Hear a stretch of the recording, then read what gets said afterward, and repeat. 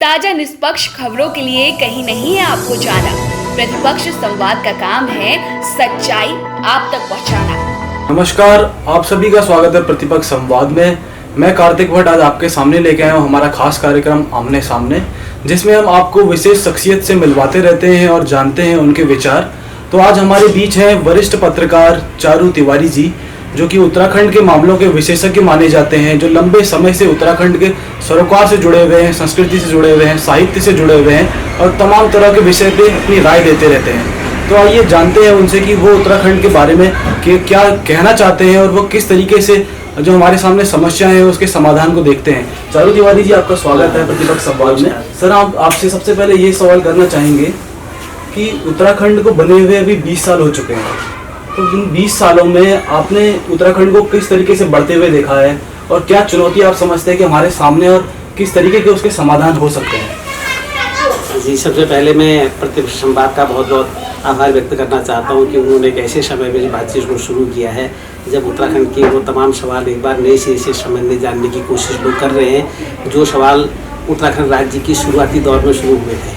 हम सब लोगों को लगता था कि जब उत्तराखंड राज्य की परिकल्पना, उत्तराखंड राज्य का संघर्ष जब चल रहा था, तो उस समय तमाम पहाड़ के लोगों को लगता था कि उत्तराखंड की जितनी भी समस्या हैं, चाहे बिजली, पानी, सड़क, शिक्षा, स्वास्थ्य, रोजगार या वहाँ का जल जंगल जमीन के जितने भी सवाल हैं, वो अगर सॉल्व नहीं हो पा रहे तो उसके लिए जो जिम्मेदार लोग हैं वो दिल्ली और लखनऊ में बैठे हुए लोग हैं। और लोगों को ये लगता था कि जो लखनऊ और दिल्ली में एयर कंडीशन कमरों में बैठे हुए लोग हैं, जो नेता हैं या जो अधिकारी हैं, वो पहाड़ की तकलीफ़ों को नहीं समझते, वो वहाँ के जल जंगल ज़मीन को नहीं समझते, वो वहाँ के गाड़ गधेरों को नहीं समझते। और लोगों को लगता था कि इसीलिए पर्वतीय जो 8 ज़िले हैं, उन ज़िलों का विकास उन ढंग से नहीं हो पा रहा है जिस ढंग से उनकी ज़रूरत थी। और तब लोगों ने एक बात को सोचा, उन्होंने सोचा कि हम एक अलग अपना राज्य बनाएंगे, पर्वतीय राज्य अलग होगा तो हम अपनी नीतियाँ अलग बना सकते हैं, अपने बारे में अलग से सोच सकते हैं। और उन नीतियाँ बनाने में वो लोग होंगे जो पहाड़ के पूरे दर्द को, वहाँ के परिवेश को, वहाँ की समस्याओं को, वहाँ के सरोकारों को जानते हों। और इसके लिए 42 शहादतें उत्तराखंड राज्य में हुई और लगभग 40 साल का संघर्ष लोगों ने किया। और उसमें बेलमती चौहान और हंसा धनाई जैसी महिलाओं ने अपनी शहादत भी दी। और 42 शहादतों के बाद जो राज्य 2000 में बना, उसको जैसा आपने कहा कि 20 साल हो गए हैं, लेकिन सबसे दुर्भाग्य ये रहा कि जो हम सोचते थे कि हमारी योजनाएं बनाने वाले और लोग हैं जो हमारी समस्याओं को नहीं समझते हैं, तो अब सब कुछ ठीक होगा। लेकिन दुर्भाग्य से इन 20 सालों के अंदर उत्तराखंड के अंदर एक चपरासी से लेके मुख्य सचिव तक हमारे पहाड़ का ही है, हमारे यहाँ ग्राम प्रधान से लेके मुख्यमंत्री तक हमारे ही बीच का है। लेकिन जितनी दुर्दशा इन 20 सालों के अंदर उत्तराखंड की हुई है और जितना हमारे आकांक्षाओं पर आघात, हमारे सपनों पर तुषारपात जी ढंग से इन 20 सालों के अंदर हुआ, ये बहुत आश्चर्यजनक है। और हमको बहुत पीड़ा के साथ इस बात को कहना पड़ता है, बहुत दुख के साथ इस बात को कहना पड़ता है कि हम इन 20 सालों में हमने उत्तराखंड में सब कुछ खोया है। और पाने का रास्ता की जो छटपटाहट इस बीच लोगों के बीच में दिखाई दे रही है, उनको ये लगता है कि उत्तराखंड के लिए नवनिर्माण की लड़ाई फिर लड़ी जानी चाहिए ताकि हम उत्तराखंड के शहीदों के सपनों को साकार कर सकें। सर, मैं आपसे एक सवाल और करना चाहूँगा कि आपको क्या लगता है कि ये जो समस्याएं हैं उत्तराखंड की संस्कृति खोती जा रही है, साहित्य दिन पर दिन खोता जा रहा है, लोगों का लगाव अपने प्रदेश से दूर होता जा रहा है, तो इन सब चीज़ों के पीछे क्या मूल कारण आप समझते हैं? देखो, पहला मूल कारण ये है, जो जैसे मैं पहले भी कह रहा था कि जब भी हम एक ऐसी डेमोक्रेसी में रहते हैं, जो डेमोक्रेसी सत्ता में जिन लोगों को भेजती है, हमारे जो वोट का भी जो पूरा कंसेप्ट है वो यही है कि हम अपनी बिजली, पानी, सड़क, शिक्षा, स्वास्थ्य, हम अपने साहित्य, कला, संगीत, जितनी भी चीज़ें हैं, उन सब चीज़ों के लिए हम एक ऐसा संवैधानिक मंच तैयार करते हैं जो हमारे लिए पॉलिसी बनाएगा।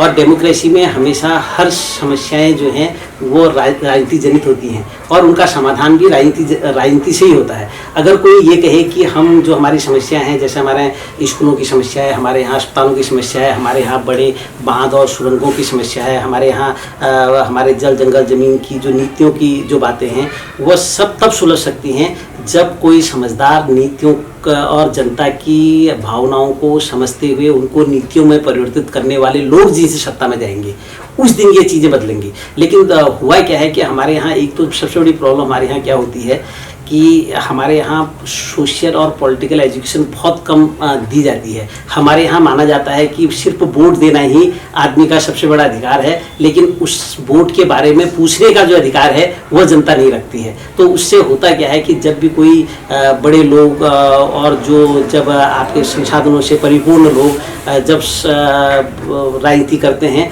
तो वो अपनी पूरी शक्ति जो है वोट को पाने के लिए उन तमाम संसाधनों में लगाती है जिससे वो सत्ता में पहुंच जाए। और जब वो सत्ता में पहुंचती है तो जैसे गांधी जी ने बहुत अच्छी बात कही थी, आप गांधी के पूरे दर्शन को पढ़ें या ना पढ़ें, लेकिन गांधी की एक लाइन को अगर आप डेमोक्रेसी में टैग लाइन बना लें, जिसको हम कहते हैं, गांधी जी ने कहा कि साध्य को प्राप्त करने के लिए साधनों की पवित्रता बहुत आवश्यक है। उन्होंने कहा कि जब तक जिस साध्य को आप प्राप्त करने के लिए जिन साधनों का उपयोग करते हैं, जैसे वो साधन होंगे वैसा ही साध्य भी बन जाएगा। तो हमारे यहाँ जो राजनीति है, देश की भी कह रहा हूँ मैं और हमारे प्रदेश की तो है ही है, तो उसमें हमने जो सत्ता में जाने का जो रास्ता चुना है, जो साधन हमने चुने हैं, वो हमने इतने खतरनाक चुने हैं जो जनता के खिलाफ ही फैसले देते हैं। तो इसका प्रत्यक्ष उदाहरण उत्तराखंड के अंदर 20 सालों का शासन है, जिसमें भाजपा और कांग्रेस दोनों बारी बारी से सत्ता में रही हैं और उन्होंने जी ढंग से सत्ता में जाने के लिए, अपने वोट को पाने के लिए जी ढंग के संसाधनों का उपयोग किया है। उन संसाधनों के उपयोग से सत्ता में जाने के बाद उन्होंने जन विरोधी नीतियाँ बनाई हैं, जिससे उत्तराखंड में जो बात आपने कही कि समस्याएं पैदा क्यों हुई हैं, हमारे यहाँ साहित्य, संगीत, कला, इनकी तो बात छोड़िए, हमारे यहाँ जिन बातों के उनका तो राजनीतिक लोगों के लिए कोई महत्व ही नहीं है। मजे की बात यह है। और जिन चीज़ों को उनको करना चाहिए, बिजली, पानी, सड़क, शिक्षा, स्वास्थ्य, उसमें भी हालत ये है कि आपको मैं एक आंकड़ा बताऊंगा तो आप चौंकेंगे। उत्तराखंड में 20 सालों के अंदर हम कह रहे थे कि हमारे स्कूल अच्छे होंगे, हम कहते हैं हमारे अस्पताल अच्छे होंगे, हम कह रहे थे हमारी सड़कें बहुत अच्छी होंगी, लेकिन दुर्भाग्य से उत्तराखंड में इन 20 सालों के अंदर 3600 प्राइमरी स्कूल बंद हुए हैं, हमारे यहाँ 20 पॉलिटेक्निक बंद हुए हैं, हमारे यहाँ 31 ITI बंद हुए हैं। अभी सरकार ने हमारे यहाँ 47 हाई स्कूल और इंटर कॉलेज को बंद करने का आदेश, एक सूची बनाई है।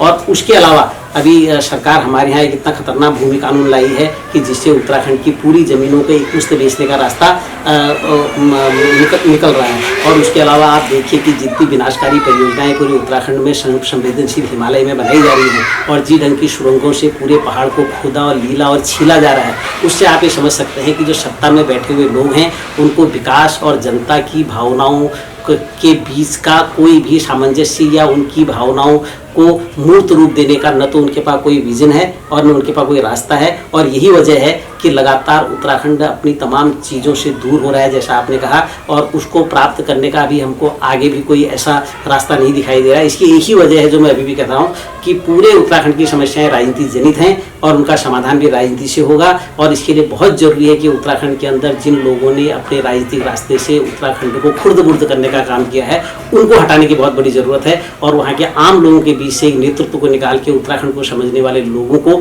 सत्ता में बैठाना होगा। और जिस दिन ऐसा होगा उसी दिन उत्तराखंड की तस्वीर बदल सकती है, और नहीं तो इन 20 सालों का तो हम सब लोग देखिए। अगला सवाल में बहुत बड़ा सवाल जो पहाड़ के लिए एक बहुत बड़ी समस्या रही है कई सालों से। जब उत्तराखंड यूपी का पार्ट था तब भी ये समस्या थी और उत्तराखंड बन जाने के बाद भी ये समस्या जो कहें कि बढ़ती ही जा रही है, जनरेशन टू जनरेशन की पलायन की समस्या। कि गांव है, हम देखते हैं कि अब बहुत लोगों के मन में होते हैं कि अब बच्चे पढ़ जाते हैं, पढ़ लेते हैं, क्योंकि लिटरेसी रेट अब पहले से बहुत ज़्यादा बढ़ चुका है, जब पहले और बढ़ता ही जा रहा है हालांकि। तो ये समस्या है कि लोगों के मन में आता है कि स्कोप है हमारी जगहों पे, हम कुछ कर सकते हैं यहाँ पे, पर फिर भी कोई बीड़ा उठाता है तो कोई साथ देने वाला नहीं होता है, या फिर वो आदमी लाचार हो जाता है कि यार मैं अकेला कैसे कर सकूँगा इस काम को। और इसी वजह से फिर वो खुद भी पलायन कर जाता है कि उसको कहीं जाना पड़ता है रोजगार की तलाश में। और वो उस आदमी की मजबूरी भी है, क्योंकि वो हर कोई आदमी धन कमाना चाहता है, अपना जीवन को अर्जित करना चाहता है कि धीरे धीरे वो भी आगे बढ़े, उसके भी कई सपने होते हैं। लेकिन पहाड़ में रह के मुश्किलें इतनी होती हैं कि कई संसाधनों की कमी है, धन की कमी है, फिर आवास सरकार ने तो अपनी तरफ से दिए नहीं है, उसने जैसे भी बनाया हुआ है। फिर जंगली जानवरों का खतरा है कि अगर कोई खेती भी करना चाहता है तो बंदर और सुअर वगैरह का आतंक इतना ज़्यादा है कि आदमी वो भी नहीं कर पाता है। लेकिन फिर भी लोग उससे कहते हैं कि यार आप मेहनत करो तो मिल जाएगा। लेकिन पहाड़ में एक ऐसी अवस्था में आदमी आ गया है कि वो मेहनत करके भी नहीं कमा पा रहा है। तो आप इसके लिए क्या कहेंगे कि पलायन को और ये खेती का जो मुद्दा है तो इसको आप कैसे जोड़ के देखते हैं? देखो, पहली बात यह है कि पलायन बहुत ही नीतिजनित मामला है, पलायन व्यक्तिजनित मामला नहीं है। जिस बात को आप कह रहे हैं, पहाड़ में किसी भी व्यक्ति ने पलायन नहीं किया है, बल्कि नीतियों ने उनको पलायन करवाया है। और ये पूरा ये सोचना बिल्कुल गलत है कि लोगों ने वहाँ से पलायन किया है। हमारे यहाँ एक दौर था, 1940 का दौर था। हमारे यहाँ एक तो सबसे खतरनाक बात यह है कि हमारे लोगों को ये बता दिया गया है कि उत्तराखंड की अर्थव्यवस्था मनियाटी की अर्थव्यवस्था है। ये सबसे बड़ा झूठ है और ये फैलाया गया झूठ है, और इस झूठ के आधार पर ही सरकारों ने नीतियाँ भी बनाई। और हुआ क्या कि हमारे यहाँ 1940 से पहले या आज़ादी से पहले हमारे यहाँ कौन सा मनी ऑर्डर था? हमारे यहाँ तो उससे पहले तो रोजगार ही नहीं था, तो मनी ऑर्डर कहाँ से आ रहा था? हमारे यहाँ जितनी भी अर्थव्यवस्था उत्तराखंड की है वो अर्थव्यवस्था हमारी खेती की अर्थव्यवस्था थी, हमारे पशुपालन की अर्थव्यवस्था थी, हमारे यहाँ जंगलों पर आधारित जो उपज है उनकी अर्थव्यवस्था थी, और हमारे यहाँ हमेशा जो प्राकृतिक संसाधन है उनकी निर्भरता पर लोग रहते थे, और उससे वो अपना जीवन यापन भी करते थे, और उससे अपने समाज का जो हमारे जो धरोहर हैं उनको भी वो जिंदा रखने का काम करते थे। जैसा आपने कहा कि ये हुआ क्यों, ये इसलिए हुआ कि 1970 के दशक में एक नई विकास की परिकल्पना आई, और वो कुछ परिकल्पना ने पूरे देश के अंदर ही आई, बल्कि विश्व के अंदर भी आई। तो हमारे यहाँ एक बात कह दी गई 70 के दशक में इगाडा है। इगाडा का मतलब आप लोग नहीं जानते हैं। इगाडा का मतलब था कि भारत और इंडो जो जर्मन जो समझौता था उसके तहत एक विकास की नई परंपरा आई, और हमारे यहाँ इगाडा ने नई किस्म की खेती, नई किस्म के विकास की परिकल्पना रखी, और वो परिकल्पना आते आते ऐसी बनी कि आज विकास की परिकल्पना ये होगी है जो शहर में रहता है वो अगड़ा है, और जो गाँव में रहता है वो पिछड़ा है। और कोई आदमी अपने गांव के संसाधनों से एक बहुत अच्छी अर्थव्यवस्था भी अगर डेवलप कर ले तो तब भी लोग कहते हैं कि ये गांव में रहता है, क्योंकि गांव में रहने का मतलब है कि वो पिछड़ा हुआ आदमी है। और शहर में जो ठगी भी कर रहा है, जो गलत काम भी कर रहा है, जो अपने अपने जुगाड़ भी लगाए, वो अगड़ा हुआ आदमी है। तो एक तो विकास की परिकल्पना ये बहुत गलत है, और दूसरा ये है जो आपने उत्तराखंड से पलायन की बात कही और खेती की बात कही विशेषकर, उस पर मैं कुछ आंकड़ों से आप लोगों को समझाना चाहता हूँ जिस पर लोग बहुत कम बात करते हैं। पहली बात यह है कि जब अंग्रेज़ हमारे यहाँ थे या टिहरी रियासत हमारे यहाँ थी, तो उस समय अंग्रेज़ों ने हमारे यहाँ 11 बार पैमाइश कराई। पैमाइश का मतलब होता है कि ज़मीन का भू प्रबंधन, जिसको हम मतलब अगर मैं सामान्य भाषा में लोगों की कहूँ तो वो है भू प्रबंधन। भू प्रबंधन का मतलब है कि हम खेती का पूरा एक रिकॉर्ड रखते हैं कि वो हमारी खेती कहाँ कैसी कैसी है। तो अंग्रेज़ों ने हमारे यहाँ 11 बार हमारे यहाँ ये पैमाइश कराई, और वो पैमाइश पहले जब अंग्रेज़ों ने, आपको मालूम होगा कि 1815 में अंग्रेज़ों का शासन आया, और उस समय जो शिवोली संधि हुई उसके बाद वो हमारे यहाँ आए। तो उसके बाद 1816 में पहली पैमाइश हुई थी, और उसके बाद लगातार अंग्रेज़ों ने हमारे यहाँ 11 बार पैमाइश कराई। और हमारा जो टिहरी रियासत था, जो बिल्कुल जिसको हम शोषक शासक कहते हैं, उसने भी अपने यहाँ पैमाइश कराई। हालांकि उन्होंने, दोनों ने, चाहे अंग्रेज हों चाहे टिहरी रियासत हों, भले ही उन्होंने अपने स्वार्थ के लिए पैमाइश को कराया हो, लेकिन एक बात ये सच है कि उससे हमको अपनी ज़मीन की पूरी रिकॉर्ड पता थे कि कहाँ पर कौन सी ज़मीन कैसे है। और हमारे यहाँ आज़ाद भारत में हमारी सिर्फ एक आधी अधूरी पैमाइश हुई, जो पैमाइश 1958 से 1964 तक हुई, और उस पैमाइश पर ही हमारे सब ज़मीन के खाते, हमारे आंकड़े सब, आज अगर आप कोई ज़मीन का आंकड़ा उत्तराखंड का लेना चाहें तो आपको 1964 की पैमाइश के आंकड़ों से आप अपनी ज़मीन को देख सकते हैं। कि जैसे मैं आपको उदाहरण देना चाहता हूँ कि जैसे मेरी ज़मीन माना 50 नाली ज़मीन है मेरे गांव में, तो मेरी वो जो ज़मीन दर्ज है वो 1964 में दर्ज है, उसके बाद उसकी कोई पैमाइश नहीं हुई। और जबकि आज क्या हुआ है कि आपने देखा होगा इतनी सारी प्राकृतिक आपदाएं आ गई हैं, कहीं पर नदी आ गई है, कहीं पर दीवार टूट गई है, कहीं पर पहाड़ टूट गया है, तो उससे मेरी वो 50 नाली ज़मीन वो तो नहीं रही होगी, उसका तो नक्शा ही बदल गया होगा। तो अगर हमारे 10 साल में, 12 साल में, 15 साल में या 20 साल में भी हमारे यहाँ कोई पैमाइश हुई होती तो हमको अपनी ज़मीनों का पूरा ब्यौरा पता होता, और जिससे हम अपनी ज़मीनों को सही ढंग से उसकी देखभाल और उसका प्रबंधन कर सकते थे। लेकिन दुर्भाग्य से ऐसा नहीं हुआ, तो उसका परिणाम क्या हुआ ये मैं आपको बताता हूँ। उसका परिणाम ये हुआ कि पूरे उत्तराखंड में इस समय जो ज़मीनों का रकबा है, ज़मीन जो हमारे पास है वो 54 लाख हेक्टेयर है। पूरे उत्तराखंड की ज़मीन का जो रकबा है वो 54 लाख हेक्टेयर है, और जिसमें 34 लाख हेक्टेयर ज़मीन जो है फॉरेस्ट की है। मतलब हमारे यहाँ, अगर मैं उसको प्रतिशत में बताऊं तो हमारे यहाँ पहले 68% फॉरेस्ट होता था, आज वो फॉरेस्ट जो है 72% तक पहुँच गया है। और हमारे यहाँ जो खेती की ज़मीन हमारे पास बची, जो मैंने आपको कहा कि 54 लाख हेक्टेयर ज़मीन थी, जिसमें से 34 लाख हेक्टेयर ज़मीन हमारी फॉरेस्ट में चली गई। और एक में बहुत आश्चर्यजनक, आप ध्यान से इसको सुनिएगा, तो इसमें जो हमारे यहाँ 10 लाख हेक्टेयर ज़मीन ऐसी है जो बेनाब है, जो बिल्कुल बेनाब है, और लेकिन जिसमें हम खेती करते हैं वह ज़मीन सिर्फ हमारे पास 7 लाख हेक्टेयर है। अभी पूरे उत्तराखंड की जो ज़मीन है सिर्फ 7 लाख हेक्टेयर है। अगर मैं उसको आपको प्रतिशत में बताऊं तो उत्तराखंड के अंदर इस समय हम सिर्फ 4% ज़मीन पर खेती कर रहे हैं, और बाकी ज़मीन हमारे हाथ में नहीं है। तो हम सब लोगों का ये मानना है, जो आपने कहा कि पलायन को कैसे रोकें, हमारा मानना है कि सब जब तक आप उत्तराखंड की ज़मीनों को बचाने का प्रबंधन नहीं करेंगे तब तक उत्तराखंड से पलायन नहीं रुक सकता। हम ये कह रहे हैं कि जो 10 लाख हेक्टेयर ज़मीन आपकी जो बेनाप और जो वीरान ज़मीन है, सबसे पहले उसको आप मुख्य ज़मीन में शामिल कीजिए और लोगों को, जो भूमिहीन लोग हैं जिनके पास कम ज़मीन है, उसको उस ज़मीन को बांटिए। एक काम तो ये करना है। और दूसरा काम ये करना है आपको कि अब हमारे यहाँ बहुत सख्त भू कानून आने चाहिए।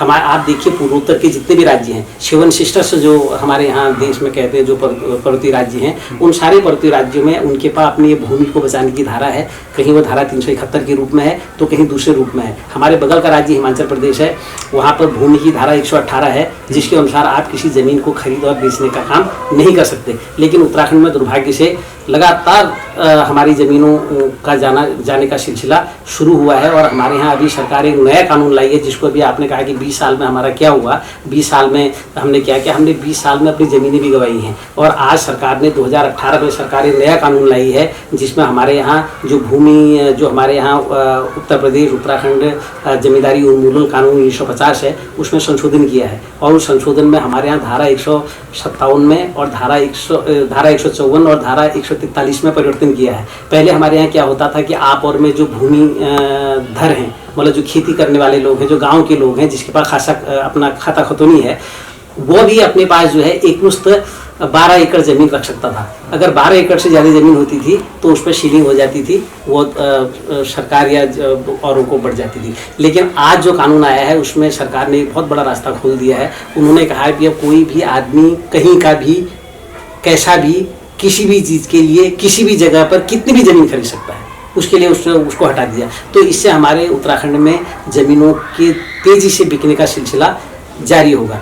और अगर इससे पहले भी मैं थोड़ा सा आपको एक आध उदाहरण दूं तो हमारे यहाँ ज़मीनों से हाथ से जाने का सिलसिला कैसे शुरू हुआ। जो पलायन की आप बात कर रहे हैं, मैं मानता हूँ कि उत्तराखंड में सबसे पहले ज़मीनों से हटने का जो कारण है वो पलायन का कारण है। और अगर आप इसको ऐसे समझना चाहें, मैं एक जगह का आपको उदाहरण देना चाहता हूँ। पूरा उत्तराखंड हमारे हाथ से चला गया है इन 20 सालों के अंदर। हमारे यहाँ 1987 के आसपास ज़मीनों का बिकना शुरू हुआ था। मैं आपको मच्छखाली का उदाहरण देना चाहता हूँ, जो आप पलायन जिसकी आप बात करें। सरकारें बहुत सारी बातें करती हैं, वो कहती है कि हम पलायन ऐसे रोक देंगे, वैसे रोक देंगे। उस पर कोई रोड मैप नहीं है, उसको यही पता नहीं कि मेरी ज़मीनें हैं कहाँ। तो मैं आपको उदाहरण देना चाहता हूँ कि रानीखेत में आप कभी चले जाएँ तो रानीखेत में एक जगह, रानीखेत के आगे पूरी पट्टी में जाएँ जहाँ से पूरा हिमालय दिखाई देता है। हमारे यहाँ चौकुनी है, मोहना है, मवाड़ है, डडगलिया है, तल्लीरोनी है, मल्लीरोनी है, डीडा है, द्वारसो है, कटपुड़िया है। ये मैं अभी कुछ गाँव के नाम बता रहा हूँ आपको, ये सिर्फ आपको एक चीज़ों को समझने के लिए। ये मैं कुछ गाँव के नाम बता रहा हूँ। ये लगभग 2 न्याय पंचायतों के गांव हैं जो पूरी तरह से बिक गए हैं। ये इसलिए बिके क्योंकि वहाँ से पूरा हिमालय दिखाई देता है। तो आज उन ज़मीनों पर हमारे लोगों का पाँव रखने की जगह बची नहीं है। और अभी जो गगास नदी आपकी है, अभी तक ये गगास नदी के ऊपर तक ये लोग आए थे, अभी गगास नदी के पार भी आ गए हैं। ये अलग अलग प्रोजेक्टों के नाम पर गाँव के अंदर आ रहे हैं और सरकार उनको सब्सिडी के नाम पर, इसके नाम पर, उसके नाम पर देगी। और धीरे धीरे पूरे उत्तराखंड की ज़मीनों पर कब्जा करके वहाँ की जो बजाय उस खेती को और अच्छा करने के, उसको दूसरों के हाथों में सौंपने का काम नीतियों ने किया है। ये व्यक्तियों ने नहीं किया है, ये नीतियों ने किया है। और उसके अलावा मैं एक आपको और बात बताना चाहता हूँ कि हमारे यहाँ अंग्रेज जब आए थे तो अंग्रेज़ों ने सबसे पहले हमारे यहाँ हमारी जो प्राकृतिक संपदा है उसको पहचानने की कोशिश की। और सबसे पहले उन्होंने उत्तराखंड में हॉर्टिकल्चर की संभावनाओं को तलाशा। और 1860 में हमारे यहाँ सबसे पहले एक रिसर्च, हमारे यहाँ एक बगीचा बना जिसको हम चौबटिया गार्डन के नाम से जानते हैं। और चौबटिया गार्डन बाद में रिसर्च सेंटर के रूप में तब्दील हुआ और 1932 में उसको एक बहुत बड़े रिसर्च सेंटर के रूप में स्थापित किया गया। और उत्तराखंड के अंदर चंदों के समय में भी, हमारे यहाँ चंद राजा थे, चंद राजाओं के समय में भी लगभग 15वीं शताब्दी में हमारे यहाँ हॉर्टिकल्चर शुरू हो गया था। उन्होंने 3-4 बहुत अच्छे बगीचे लगाए। और उसके बाद अंग्रेज आए तो अंग्रेज़ों ने तो बहुत बगीचे लगाए। और हमारे यहाँ जब हम उत्तर प्रदेश में भी थे तो हमारे पास 108 बगीचे थे। और जब उत्तराखंड राज्य बना तो हमारी सरकारों ने सारे बगीचों को लीज पर देने का काम किया। और उन्होंने जो हमारी सबसे बड़ी संभावना थी उत्तराखंड में, जिसको हम राज्य आंदोलन के दौरान जिसको हम कहते थे कि हॉर्टिकल्चर से हम पूरे उत्तराखंड की तस्वीर बदल देंगे, हॉर्टिकल्चर ही हमारी अर्थव्यवस्था का सबसे बड़ा आधार हो सकता है।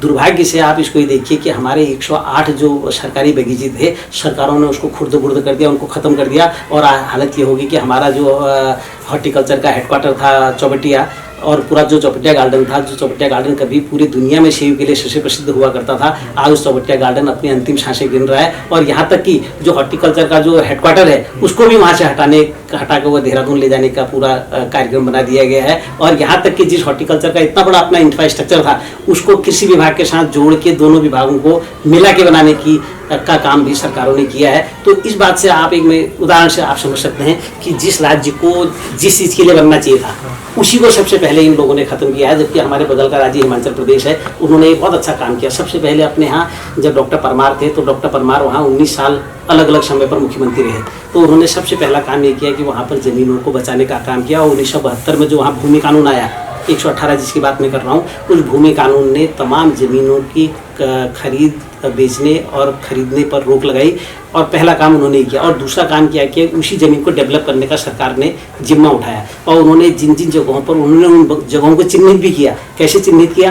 उन्होंने कहा कि जहाँ पर आपकी सब्जी हो सकती है वहाँ सब्जी को डेवलप किया, जहाँ उन्होंने आपके फल हो सकते थे उनको फलों को डेवलप किया, जहाँ पर उन्होंने कोई और चीज़ हो सकती थी कृषि की चीज़ें उसको किया, और जहाँ पर वो नहीं हो सकता वहाँ पर उन्होंने उद्योग भी लगाए। सबसे मजे की बात है, हिमाचल के पूरे मॉडल को आप अगर देखना चाहें तो उसको उस रूप में देख सकते हैं। हिमाचल भले ही हमारे लिए वो न हो, लेकिन हम अपना उत्तराखंड का भी ये मॉडल विकसित कर सकते थे, लेकिन ये समझ हमारे लोगों में नहीं थी। तो उसकी वजह से 20 सालों में या जब से भी हमारे उत्तराखंड की हम सब लोग बात करते हैं ये सारी चीज़ें हुई हैं। तो इसलिए मैं समझता हूँ कि इसको बहुत गंभीरता से समझने की ज़रूरत है और भूमि के सवाल को समझने की बहुत बड़ी ज़रूरत है। और मैं एक लाइन में इसको ये भी कहूँगा कि जिस भी समाज की, जिस भी स्टेट की, जिन भी लोगों की, जिन भी व्यक्तियों की ज़मीन चली जाती है तो उसका ज़मीर नहीं बचता। तो इसलिए अपनी ज़मीर को बचाने के लिए, अपनी आत्मा को बचाने के लिए पहाड़ की ज़मीनों का बचना बहुत ज़रूरी है। और जिस दिन पहाड़ की ज़मीनें बचेंगी उस दिन वहाँ के पलायन के सवाल पर भी लोग नई सिरे से सोचना शुरू करेंगे। धन्यवाद सर। मैं आपसे अगला सवाल युवाओं पे करना चाहूँगा, क्योंकि युवा ही एक राज्य का, एक देश का भविष्य होता है कि उसी को आगे जाके इन समस्याओं का समाधान करना है, इसी पीढ़ी को। तो उत्तराखंड के युवा की बात करें तो मैंने अक्सर देखा है कि बिहार का युवा बिहारी बोलता है, बहुत प्राउड के साथ बोलता है, गुजरात का युवा गुजराती, बंगाल का युवा बंगाली। पर पहाड़ का, उत्तराखंड का जो युवा है वो आजकल शर्माने लगा है, या तो यूँ कहें कि लगभग 70-80% को तो बोलना ही नहीं आता अपनी भाषा। कुमाऊनी भी, चाहे गढ़वाली की बात हो, वो अपनी भाषा बोलने में कतराते भी हैं और शर्माते भी हैं। और साहित्य की बात करें तो कईयों को तो पता ही नहीं है कि उत्तराखंड में भी किताबें हुआ करती थी। जैसे मैं आपके वहाँ पर आया तो मैंने बहुत सारी किताबें देखी उत्तराखंड से रिलेटेड, और काली कुमाऊं पे और कई सारी मैं इतिहास की किताबें भी देख रहा हूँ।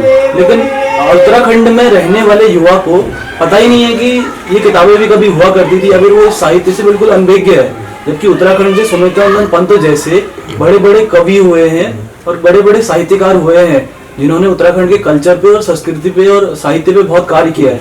लेकिन वहाँ का युवा बिल्कुल दूर होता जा रहा है। तो क्या इसके पीछे आप कारण देखते हैं और क्या आप संदेश आज के युवा को देते हैं कि किस तरीके से वो जुड़ सकता है अपने कल्चर से अभी भी और साहित्य से? पहली बात तो ये है कि साहित्य, संगीत, कला ऐसी चीज़ें हैं जो आपको बहुत ही वैचारिक रूप से बहुत मजबूत बनाती हैं और एक बेहतर समाज के निर्माण का कोई रास्ता निकलता है, किताबों से निकलता है। और सबसे पहली हमारी जो एकता है वो सांस्कृतिक एकता होती है। हमारी सबसे बड़ी एकता जो होती है भाषाई एकता होती है। आप और मैं एक दूसरे को जानते हैं तो एक विशेष भौगोलिक परिस्थिति के हिसाब से जानते हैं कि मैं भी पहाड़ का रहने वाला हूँ, आप भी पहाड़ के रहने। पहली पहचान आपकी मेरी ये है। दूसरी पहचान ये है कि हम भाषा के लिहाज से एक दूसरे से संवाद करते हैं, तो उससे मुझे अपने तो लगता है। और जब हम अपनी सांस्कृतिक थातियों को, जैसे हमारे यहाँ गीत है, हमारे यहाँ का संगीत है, हमारे यहाँ का ढोल, धमाऊ, शगुनाखर, हमारे यहाँ के ऐपण, हमारे यहाँ की जितनी थातियाँ हैं, वो थातियाँ को जब हम याद करते हैं तो वो हमारी बहुत हमको मजबूत से खड़ा होना सिखाती है। और फिर हिमालय के बारे में तो मैं ये कहना चाहूँगा कि हिमालय तो एक ऐसी जगह है कि हिमालय जितना ऊंचा आपको दिखाई देता है, हिमालय उतना गहरा भी होता है। और उसकी जो गहराई और उसकी ऊंचाई है वही उसके गंभीरता को और उसकी विशालता को और उसे आत्मसात करने की शक्ति को बहुत ज़्यादा बढ़ाता है। और हिमालय का एक बात बहुत अच्छी है कि हिमालय में आत्मसात करने की बहुत बड़ी शक्ति है, पहाड़ में आत्मसात करने की बहुत शक्ति है। जैसे आप उसको ये समझते हैं कि जैसे सबसे अच्छा जो पर्यावरण माना जाता है वो डाइवर्सिटी का माना जाता है, जिसको हम जैव विविधता कहते हैं। जितनी अच्छी अलग अलग किस्म के पेड़ होंगे उतना अच्छा पर्यावरण माना जाता है। और उसी प्रकार जितनी अच्छी हमारी सांस्कृतिक विविधता होती है वो उतनी अच्छे समाज का निर्माण भी करता है। और सौभाग्य से उत्तराखंड में सांस्कृतिक और भाषाई इतनी बड़ी विविधता है कि आप हमारे यहाँ 3-4 ऐसे क्षेत्र हैं, जब मैं उसको भौगोलिक रूप से, सांस्कृतिक रूप से उसका विभाजन करना चाहूँ, भाषाई रूप से भी करना चाहूँ, तो एक हमारे यहाँ कुमाऊँ है, एक हमारे यहाँ गढ़वाल है, एक हमारे यहाँ जौनसार है, एक हमारे यहाँ जौहार है। अगर मैं समझ तो हमारे यहाँ एक 4 जो पार्ट हैं एक किस्म से, तो वो विविधताओं से भरे हुए हैं। उसमें हमारी बोलियाँ हैं, उसमें हमारी भाषा है, उसमें हमारे गीत संगीत है, वो अलग अलग किस्म का है बहुत। अब जहाँ तक आपने कहा कि वो युवाओं के प्रति वो आकर्षित उसके प्रति क्यों नहीं हो पा रहे हैं, लेकिन मेरा ये मानना है कि इसमें 2 चीज़ें हैं। एक तो ये है कि एक बहुत बड़ा हिस्सा अभी उत्तराखंड का है युवाओं का भी, जो अभी साहित्य संगीत कला में बहुत अच्छा काम कर रहा है, और एक हिस्सा ऐसा है जिसकी आपने बात कही, जो शिक्षा वगैरह लेके उसके लिए एक ही उद्देश्य है कि वो किसी तरह से अपने सर्वाइवल करे, अपने जीवन को बनाए, और उसी ढंग की शिक्षा उसी ढंग की चीज़ों पर भी लगा है। ये अलग बात है, लेकिन एक बहुत बड़ा हिस्सा ऐसा है जो आज भी उत्तराखंड की साहित्य संगीत कला के लिए काम कर रहा है। मैं आपको कुछ चीज़ें बताना चाहूँगा कि हम लोगों ने भी प्रयास किए हैं, और हम लोगों ने बहुत सारी लाइब्रेरीज़ का निर्माण उत्तराखंड के अंदर किया है, और वहाँ पर हमने उसको पढ़ने की संस्कृति का नाम दिया है। अभी हमारे बहुत सारे शिक्षक साथी हैं जो उत्तराखंड के अंदर बहुत अच्छा काम कर रहे हैं, उन्होंने बहुत अच्छी लाइब्रेरीज़ का काम किया। मैं एक का उदाहरण आपको देना चाहता हूँ। पिथौरागढ़ में आरंभ करके हमारे साथियों ने एक बहुत बड़ा कार्यक्रम चलाया, जिसमें हमारे पूनेठा जी हैं, दिनेश कर्नाटक जी यहाँ हमारे हल्द्वानी में हैं। इन सब लोगों ने बहुत बड़ा काम किया है। एक तो पढ़ने की संस्कृति को बढ़ाया है, और दूसरा स्कूलों के अंदर जो बच्चे हैं, छोटे बच्चे भी जो प्राइमरी सेक्शन में भी हैं, वहाँ से भी एक बहुत बड़ा अभियान चलाया है, जिसको उन्होंने दीवार पत्रिका के नाम से जिसका नाम दिया है, और उसके माध्यम से भी उन्होंने ये पढ़ने की संस्कृति को आगे बढ़ाया है। और अभी हमारे बहुत सारे टीचर, हमारे यहाँ बहुत सारे युवा ऐसे हैं जो साहित्य संगीत कला में राष्ट्रीय स्तर पर भी बहुत अच्छा काम कर रहे हैं। आप अभी देखिएगा कि बहुत सारे लेखक ऐसे हैं जो राष्ट्रीय पत्रिकाओं में छप रहे हैं, और जो पहाड़ के ही लोग हैं, वो उन्होंने एक नई ढंग की धारा उसको बनाया है। इसमें सिर्फ एक काम होना बहुत ज़रूरी है, वो जो मैं समझता हूँ जो सरकार की तरफ से भी होना चाहिए। इन तमाम जिन जिन लोगों की मैंने बात कही, हमारे यहाँ सरकार ने कभी ये जहमत नहीं उठाई कि हमारे प्राइमरी और हमारे इंटर कॉलेजों में या डिग्री कॉलेजों में कौन से ऐसे टीचर हैं, कौन से हमारे प्रोफेसर हैं जो इस ढंग का काम कर रहे हैं। उनकी कोई लिस्ट बनाते, उनको प्रोत्साहित करते, उनसे कहते तुम ये बहुत अच्छा काम कर रहे हो। आप देखिए कि हमारे उत्तराखंड के अंदर किसी भी ज़िले में कोई ऐसा ऑडिटोरियम नहीं है जिसमें युवा जाके कोई अपने रंगमंच वगैरह की बात कर सके। अब सबसे मजे की बात है कि हमारे यहाँ कोई सांस्कृतिक केंद्र के रूप में चीज़ें विकसित नहीं हुई हैं। जैसे हमारे यहाँ लाइब्रेरी होती है, हमारे यहाँ संग्रहालय होता है, हमारे यहाँ बैठने की लोग जगह बनाते, युवा आपस में संवाद करते, बातचीत करते, तो उससे ये माहौल बनता। और ये सारी चीज़ें जो आपने कही है, माहौल इस ढंग का माहौल बनाने से होती हैं। अभी मैं आपको उदाहरण देना चाहूँगा कि दिल्ली में हमने सब लोगों ने प्रयास किया था। तो दिल्ली में बहुत सारे पहाड़ के लोग रहते हैं, तो हमने यहाँ की सरकार से कहा था कि आप दिल्ली में एक एकेडमी का निर्माण कीजिए, जिसमें उत्तराखंड की साहित्य, संगीत, कला, इन तमाम चीज़ों पर हम लोग बातचीत कर सकें, संवाद का एक केंद्र बन सके। तो मनीष सिसोदिया जो यहाँ के उप मुख्यमंत्री हैं, उन्होंने उन्होंने हमारी बात को समझा, और उन्होंने एक एकेडमी बनाई है दिल्ली के अंदर, जिसको हम गढ़वाली, कुमाऊनी और जौनसारी एकेडमी के नाम से जानते हैं। और आज वहाँ पर साहित्य, संगीत, कला पर काम भी शुरू हो गया है। लेकिन दुर्भाग्य से उत्तराखंड में हम लगातार सरकार से कहते रहे कि हमारी भाषा एकेडमी बनाओ। कितना दुर्भाग्य है कि एक तरफ दिल्ली में जहाँ पर कोई और लोग सरकार चला रहे हैं, वो तो हमारी एकेडमी बना रहा है, और जहाँ पर हमने राज्य बनाया अपनी तमाम चीज़ों के लिए, वहाँ हमारी भाषा की कोई एकेडमी अभी तक नहीं है। तो मेरा ये मानना है कि जब तक सत्ता में सांस्कृतिक और साहित्यिक समझ के लोग नहीं जाएंगे, तब तक उनके लिए साहित्य, संगीत, कला, ये चीज़ें बहुत ज़्यादा मायने नहीं रखती है। नहीं तो हमारे यहाँ जितना समृद्ध हमारा साहित्य है, जितना समृद्ध हमारी चीज़ें हैं, उनको प्रोत्साहन देने का काम सरकारों ने भी अपने ढंग से करना चाहिए। और विशेषकर मेरा ये मानना है कि युवाओं को इन तमाम चीज़ों से जोड़ने के लिए हमको जगह जगह सांस्कृतिक केंद्रों का निर्माण करना चाहिए। और वो सांस्कृतिक केंद्र इस ढंग के होने चाहिए कि जिसमें पुस्तकें हों, जिसमें बातचीत करने, संवाद करने का हम कार्यशालाएँ वगैरह ये सब कुछ लगाते रहें, और लगातार ये कार्यक्रम अगर होते रहे। जैसे हमारे यहाँ बहुत समृद्ध परंपरा है नाटकों की। हमारे यहाँ नाटक ही जो हैं, नाटकों को हमारे 100 साल से ज़्यादा हो गए हैं उत्तराखंड में। हमारे यहाँ उत्तराखंड के नाटकों को 100 साल से ज़्यादा हो गए हैं। हमारे यहाँ वैसे मैं और आगे जाऊँ तो हमारे यहाँ अगर कालिदास को से अगर मैं लूँ, और उसके बाद जो है हमारे यहाँ 1500 की शताब्दी में भी रुद्रचंद ने भी हमारे यहाँ नाटक लिखना शुरू कर दिया था। और हमारे यहाँ जो पहला प्रकाशित नाटक है जो पहाड़ का है, वो 1911 में प्रकाशित हो गया था, जिसको हम जय विजय के नाम से जानते हैं। उसके बाद प्रहलाद नाटक आया, और तब से लेके आज तक नाटकों की लंबी परंपरा है, लेकिन सरकारों ने कभी इनको प्रोत्साहित करने का काम नहीं किया है। है। और अभी गाँव के अंदर जो हमारे लोक विधाएँ हैं, जो लोक कथाएँ हैं, जो लोक गाथाएँ हैं, उनको गाने वाले लोग हैं। आज भी हमारे गाँव के अंदर जो जागर लगाने वाले हैं, जो ढोल दमाऊ बजाने वाले हैं, जो शगुनाकर गाने वाले हैं, जो तमाम लोग हैं, उनकी जो पूरी विधा है, उन विधाओं को उन ढंग से कभी भी हमारे यहाँ संज्ञान नहीं लिया गया है, जिससे कि वो राष्ट्रीय स्तर और अंतर्राष्ट्रीय स्तर पर अपना दखल दे सकें। सवाल मैं आपसे उत्तराखंड की स्वास्थ्य समस्याओं को लेकर करना चाहूँगा कि देखा जाता है कि उत्तराखंड में प्रसव के दौरान कई सारी महिलाओं की मृत्यु हो जाती है क्योंकि उन्हें इंस्टीट्यूशनल डिलीवरी नहीं मिल पाती है, और कई सारे लोग बीमारियों के शिकार होते हैं तो वो हॉस्पिटल पहुंचने से पहले ही रास्ते में दम तोड़ देते हैं, क्योंकि कई जगह तो रोडें इतनी दूर है घरों से कि डोली में ले जाते हुए आदमी खत्म हो जाता है, या फिर अगर वो रोड तक पहुंच भी जाता है तो वो रोड से हॉस्पिटल ले जाते वक्त रास्ते में ही गाड़ी में दम तोड़ देता है। और ये समस्या काफी टाइम से बनी आ रही है, भले ही हमारे पास टेक्नोलॉजी बढ़ती जा रही है, परिवहन के साधन बढ़ रहे हैं, फिर भी स्वास्थ्य समस्याएं जस की तस बनी हुई है। तो इस बारे में आपको क्या कहना है? नहीं, पहली बात तो जैसे मैं शुरुआत में ही कह रहा था कि उत्तराखंड राज्य की परिकल्पना ही स्वास्थ्य उसका सबसे बड़ा मुद्दा रहा है, क्योंकि हमारी बड़ी विषम भौगोलिक परिस्थिति रही है। तो उस विषम भौगोलिक परिस्थिति में स्वास्थ्य हमारा सबसे बड़ा एक मुद्दा था, वो राज्य आंदोलन के दौरान भी रहा। और जब हम उत्तर प्रदेश के अंदर थे तो उस समय भी जगह जगह हमारे यहाँ छोटी छोटी जगहों पर ही बहुत सारे अस्पतालों का निर्माण हुआ। आप उसको समझ सकते हैं। जैसे मैं अपने इलाके की बात करूं, हम लोग मैं जहाँ रहता हूं, मैं गगास घाटी का रहने वाला हूं, तो वहाँ पर अगर मैं उत्तर प्रदेश के समय से आज तक के स्वास्थ्य की बात करूं तो हमारे यहाँ बहुत सारे अस्पताल वहाँ पर हैं। जैसे हमारे यहाँ कपड़ा में अस्पताल है, हमारे गगास में अस्पताल है, उसके बाद बासुशेरा में है, बिंता में है, और एक आयुर्वेदिक अस्पताल कुंवाली में भी है, और उससे बड़ा अस्पताल हमारा यहाँ द्वारहाट में है, फिर उससे बड़ा अस्पताल हमारा रानीखेत में है, वहीं पर मचकाली में है। ये बहुत सारे अस्पताल हमारे अगल बगल में थे और पहले से भी थे, और उसका एक इंफ्रास्ट्रक्चर बना था। और उत्तर प्रदेश के समय में आपको मैं बड़ा ताज्जुब है हमको कि राज्य बनने के बाद कितना दुर्भाग्यपूर्ण है कि बजाय सरकारों ने इन अस्पतालों को ठीक करने की, इन अस्पतालों की वो हालत कर दी कि आज वहाँ न फार्मासिस्ट, न वहाँ पर बिल्डिंगें टूट रही हैं, न वहाँ पर मशीनें हैं, न वहाँ पर डॉक्टर है, न वहाँ पर जो इंफ्रास्ट्रक्चर जो एक होना चाहिए था वो नहीं रहा। वो पूरे उत्तराखंड की स्थिति ऐसी रही। और धीरे धीरे हमारे यहाँ क्या हुआ कि इन्होंने एक एक करके उन अस्पतालों को ख़त्म करने का काम किया, और आखिर में इन्होंने 2007 में एक नई व्यवस्था लाई जिसको 108 के नाम से जानते हैं।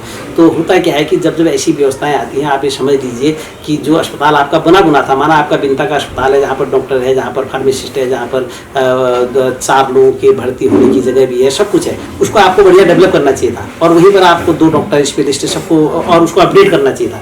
उसको अपडेट करने के बजाय उन अस्पतालों को आपने ख़त्म करना शुरू किया, और उसकी जगह 108 ले आए आप, और आपने कहा कि बिंता में किसी की तबीयत खराब होगी तो उसको 108 में बैठा के कहीं ले जाएंगे, इन अस्पतालों को ठीक करने की ज़रूरत नहीं है। तो हुआ क्या, जबकि सरकारों को पता होता है नहीं होता है मुझे नहीं पता, लेकिन मुझे पता है, वो ये पता है कि जो भी अस्पताल खुलता है उसमें पहले से हमारे यहाँ 102 सेवा है।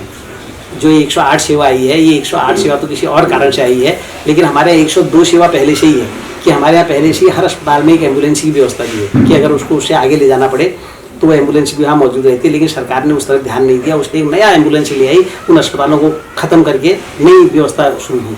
तो जब 2007 में सब हो रहा था तो हमने उस समय भी इस बात पर आगाह किया था कि अपने अस्पतालों को ठीक करो, और एम्बुलेंस तो वहाँ ऑलरेडी होती है। ये एम्बुलेंस कोई ऐसी तो है नहीं जो अमेरिका जैसी हो कि जिसमें आप हार्ट का ऑपरेशन उसके अंदर कर लें, ऐसा तो व्यवस्था है नहीं। तो आपका तो ये है कि वो आपने उसको उठाया और लेके। तो आज क्या स्थिति है पूरे उत्तराखंड के अंदर, लगातार अस्पतालों को, एक तो सबसे बड़ा दुर्भाग्य क्या है कि मैं अगर एक आपको आंकड़ा बताऊं, हमको तो बड़ा दुख भी होता है और बड़ा दर्द भी होता है, और दुख दर्द दोनों है और आक्रोश भी है, और इनकी सरकारों के दिमाग पर तरस भी आता है। सारी चीज़ें हैं एक साथ। वो इसलिए क्योंकि हम जिन महिलाओं के बल पर हम पूरे उत्तराखंड को बचाना चाहते हैं, और जिस पूरे हिमालय को महिलाओं ने बचाया है, दुर्भाग्य से हमारी 2017 से मैं 2030 तक का अगर आपको आंकड़ा बताऊँ तो उत्तराखंड में लगभग 250 महिलाएं प्रसव पीड़ा से सड़क पर मिली, सड़क पर या अस्पताल के बरामदे पर, या उचित इलाज न मिलने के कारण प्रसव पीड़ा से मरी है।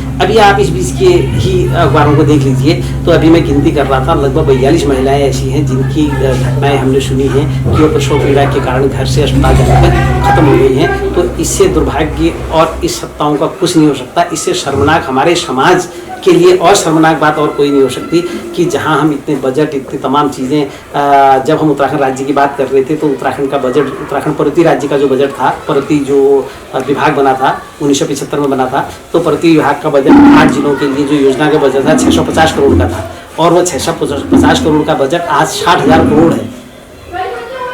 और दुर्भाग्य कि तब तो हम फिर भी ठीक थे, और आज हालत ये होगी, आज हमारी माताएं बहनें सड़कों पर मरने के लिए मजबूर हो गई हैं। तो उत्तराखंड के अंदर सरकार बजाय इन चीज़ों को ठीक करने के, आपका हमारा सबसे पहले मेडिकल कॉलेज था हमारा हल्द्वानी, जो पहला उत्तराखंड का मेडिकल कॉलेज खुला वो हल्द्वानी खुला, जिसको सुशीला तिवारी हॉस्पिटल के नाम पर हम जानते हैं। आजकल हम सुनते हैं कि सबसे ज़्यादा दुर्घटनाएं, सबसे ज़्यादा मरने वाले लोगों की संख्या, गलत तरीके से लोगों की मरने की संख्या उसी हमारे हॉस्पिटल की है। और सरकार ने एक और बड़ा गजब का काम किया है इस बीच, और पूरे उत्तराखंड के अस्पतालों को खुर्द-बुर्द करके उनको प्राइवेट हाथों में देने की साजिशें शुरू हो गई, शुरू नहीं बल्कि बहुत आगे बढ़ गई है। आज उत्तराखंड के बहुत सारे अस्पताल पीपीपी मोड पर दे दिए गए हैं, और बड़े जो हॉस्पिटल वाले हैं वो उनको पीपीपी मोड पर ले गए हैं। और आज पूरी शिक्षा, जो हमारे स्वास्थ्य सेवाएं हैं उनका पूरे उत्तराखंड में बहुत बुरा हाल है। और मैं समझता हूं कि जो ये आपका पलायन आयोग वगैरह जो आंकड़े देता है वो गलत देता है। और वह अभी भी हमारे यहाँ सबसे ज़्यादा पलायन अगर किसी कारण से हो रहा होगा तो वो 2 चीज़ों से हो रहा है, एक तो स्वास्थ्य से और एक शिक्षा से।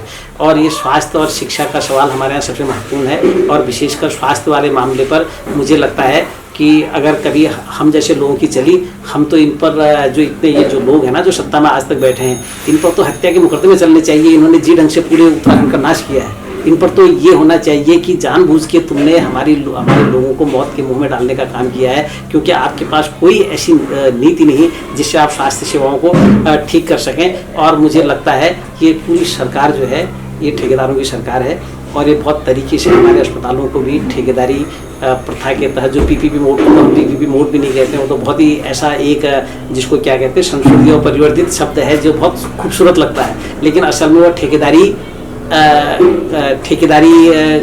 पर चलने वाले ये अस्पताल हैं। तो मेरा ये कहना है कि उत्तराखंड की जो ये स्वास्थ्य सुविधाएं हैं इनको जब तक सुधारा नहीं जाएगा और जब तक इन पर बहुत क्रांतिकारी परिवर्तन नहीं किया जाएगा, उसको कुछ करने की जरूरत नहीं है। हमारे जो पुराने तमाम अस्पताल हैं उनको सुविधा युक्त बनाइए, और उसमें फार्मासिस्ट लाइए, उसमें डॉक्टर लाइए, उसमें एएनएम लाइए, उसमें तमाम चीज़ों को लाइए। उसमें 2-3 चीज़ें होंगी, एक तो हमारा स्वास्थ्य सुविधाएँ ठीक होंगी, और दूसरा हमारे यहाँ जो आपके फार्मेसी के पद रिक्त पड़े हैं, जो पैरामेडिकल के रिक्त पद पड़े हैं, जो डॉक्टर आपके यहाँ नहीं आ रहे हैं, वो सब लोग आना शुरू करेंगे, लेकिन उनके लिए आपको ये माहौल बनाना पड़ेगा, और ये बहुत कठिन नहीं है। अंत में एक संक्षिप्त में एक संदेश पहाड़ के लोगों के लिए कि किस तरीके से हम व्यक्तिगत तौर पर कुछ प्रयास कर सकते हैं। अगर सरकारें फेल हो रही हैं और सरकारों का कोई ध्यान नहीं है, तो किस तरीके से हम व्यक्तिगत तौर पर एक मुहिम शुरू कर सकते हैं कि हम कम से कम बचाने का प्रयास तो करें उसे।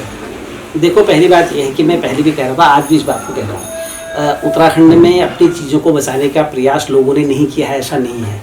हमारे यहाँ आज़ादी के दौर में भी 1910 से लेके आज तक हर कोई दशक ऐसा नहीं है जिस दशक में नीतियों के खिलाफ लोग सड़कों पर न आए हों। अगर मैं ये महीना जो है जनवरी का महीना है, इस जनवरी के महीने में हमारे यहाँ 1921 में कुली बेगार के खिलाफ बहुत बड़ा मूवमेंट चला था, और उत्तरायणी मेले पर ही चला था, और उस मूवमेंट ने जल जंगल ज़मीन के सवालों को संबोधित किया था। और हमारे यहाँ का 30 का दशक है जब हमारे यहाँ तिलाड़ी कांड हुआ था, जहाँ अपनी ज़मीनों को बचाने के लिए राजा ने गोली चलाई थी। वो वही दौर है जब चंद सिंह गढ़वाली ने निहत्तों पर गोली चलाने से मना किया था। 1942 में भारत छोड़ो आंदोलन में पहाड़ के तमाम लोगों ने लगान और हमारे यहाँ जल जंगल ज़मीन के सवालों को लेकर आंदोलन किया। 70 के दशक में पूरा वनों को बचाने के लिए हम लोगों ने आंदोलन किया। 80 के दशक में हमारे यहाँ पूरे शराबबंदी के खिलाफ आंदोलन हुआ। उसके बाद जो है हमारे यहाँ उत्तराखंड राज्य के लिए इतना बड़ा आंदोलन हुआ। अभी भी शराब के लिए हमारे यहाँ आंदोलन, शराब के खिलाफ लगातार हमारे यहाँ महिलाएं आंदोलन कर रही हैं। जो आप कह रहे हैं कि हमने क्या प्रयास करना चाहिए, हमने क्या लड़ना चाहिए, और इन तमाम लड़ाइयों को लोगों ने वहाँ बनाया है। लेकिन दुर्भाग्य से मैं एक उदाहरण के साथ अपनी बात को ख़त्म करूँगा कि हमारे यहाँ पिछली बार जब महिलाओं ने शराबबंदी के खिलाफ पूरे सड़क पर आंदोलन किया और लोगों ने ये कहा कि हम ये शराब का ठेका खोलने के लिए, शराब की दुकान चलाने के लिए हम अपनी दुकान किराए पर भी नहीं देंगे। तो ऐसे में जब सरकार के साथ दिक्कत आई कि ये जो जिनको ठेके दिए हैं शराब के कैसे खोलें, तो सरकार ने बजाय जनता की इस मांग को मानने के कि जब जनता शराब नहीं पीना चाहती है तो आप उसको जबरदस्ती शराब क्यों पिलाना चाहते हैं, तो सरकार ने बजाय उन दुकानों को बंद करने के, नीति बनाने के, उन्होंने मोबाइल गाड़ियाँ चलाई और जिसमें बैनर लगा के अनुज्ञापी का नाम लेके गाँव तक उसने आपकी शराब पहुंचा दी। तो इससे यह साबित होता है कि जनता जब भी जिस बात को कहती है उसको सरकार नहीं मान रही है। नहीं मानना तो छोड़ो, वो उसकी बात को खत्म करने के लिए पैरेलल कोई और चीज़ भी चला दे रही है। ये बहुत बड़ा दुर्भाग्य है। इसलिए मैं कहना चाहूँगा, देखते प्रयास तो अपनी जगह हैं, लेकिन हमको लगातार उन लोगों से सजग रहना चाहिए और उन लोगों के खिलाफ लड़ाई लड़नी चाहिए जो हमारी मांगों को मानने के बजाय उसके पैरेलल दूसरी चीज़ खड़ी कर रहे हैं और उससे हमारे समाज को ख़त्म करने का काम कर रहे हैं। आपने युवाओं के लिए मतलब इस संदेश की बात कही, मैं टोटल बात अपने इस जो बातचीत हमारे 20 साल के लिए की आपने कही और जो आपने कहा कि कैसी चीज़ें हो सकती हैं, मैं एक ही बात कहना चाहता हूँ कि उत्तराखंड के अंदर एक ही चीज़ बनती है, हमारे सड़क बनती है। हमारे जो भी वो विधायक आता है वो कहता है सड़क बना दो, जो भी ग्राम प्रधान आता है वो कहता है सड़क बना दो, और जनता भी कहती है सड़क बना दो। मैं सिर्फ एक ही बात कहता हूँ, मैं कहता हूँ उत्तराखंड में मुझे एक सड़क चाहिए, सिर्फ एक सड़क, कोई दूसरी सड़क नहीं चाहिए। मुझे एक सड़क ऐसी बना दो जो मुझे मेरे दिल्ली से पहाड़ ले जाए।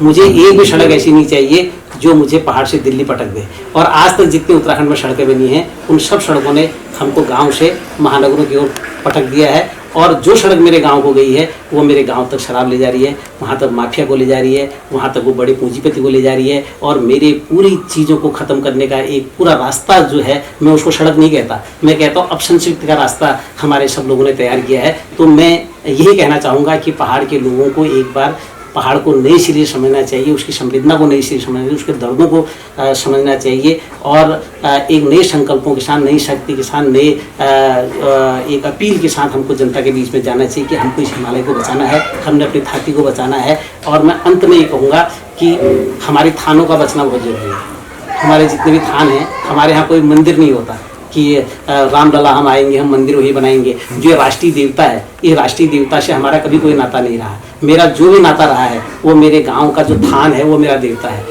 जो हमारे थान के देवता हैं उसको बचाओगे और जिसने थान का देवता बच जाएगा उसने पहाड़ भी बच जाएगा। और हमारे थान के देवता पर बहुत बड़ा संकट है और उसको पूरे लोग लीलने के लिए तैयार हैं। तो मैं यही कहूँगा कि हमको अपनी थाप को बचाने के लिए सब लोगों को काम करना चाहिए। और जैसे भाषा, संस्कृति, तमाम चीज़ों पर भी बात करते तो ठीक होता। मैं हालांकि हमको ये इंटरव्यू भी कुमाऊनी में करना चाहिए था और हालांकि आपका ये तो फॉर्मेट थोड़ा दूसरा है, ये ठीक है कि ये फॉर्मेट और लोगों को भी सुनना होता है। आप इसलिए शायद इसको हिंदी में करते हो। मैं आप लोगों से निवेदन ये भी करूँगा कि आप एक जो आपने कहा कि कैसे लोगों को चेतना करें, तो आप एक काम जरूर करें कि इसमें एक अपने चैनल में एक ऐसा स्लॉट रखें, एक ऐसा समय रखें कि जिसमें आप कुमाऊनी में ही बात करें या गढ़वाली में ही बात करें। तो कुमाऊनी गढ़वाली इस पर भी बात करोगे तो मुझे लगता है कि हम बहुत चीज़ों को कर सकते हैं। और हम लोगों के अपने प्रयास जो हैं, आप लोगों के जो और लोग भी हैं जो क्रिएटिव हैं, जो रचनात्मक हैं, वो इन कामों को करेंगे तो सरकार भी चेत सकती है।